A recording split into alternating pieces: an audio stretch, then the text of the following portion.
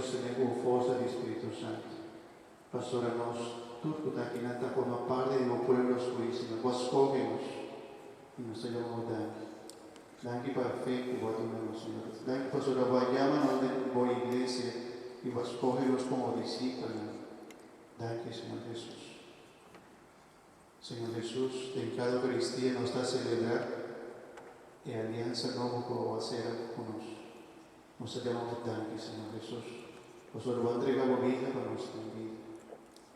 Danke, Señor Jesús. Nos pedimos que quede con nosotros. Ven con nosotros, que el lugar que nos camina, nos duerme, nos casa. Nos habilitamos un templo de vuestro Espíritu Santo. Manda vuestro Espíritu Santo para vivir en nosotros, Señor. Ayúdanos para nos fuerza en el nuevo.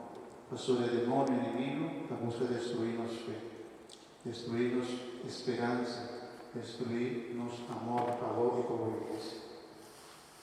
Defendernos, Señor Jesús. Nuestra boca nena y nos queda junto con vos siempre. Defendernos, Señor Jesús, contra trampa de enemigo. Nos queda salvado en el nombre del Señor.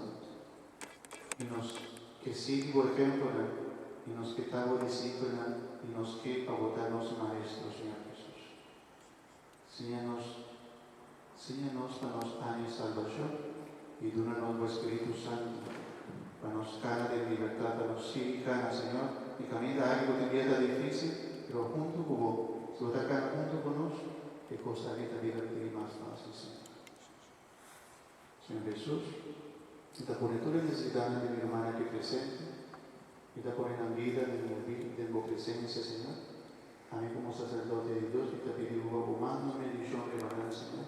Bendición en casa, en vida, en el hogar, en ayuno, que la cerca, Señor Jesús. Manda bendición aquí cerca, se que tú nos humanos que te abrimos momento en el difícil. Señor Dios, bendición en el nombre del Padre, de Dios y del Espíritu Santo. Amén. Por compañía de la Virgen María, por gracia de Dios, por salvación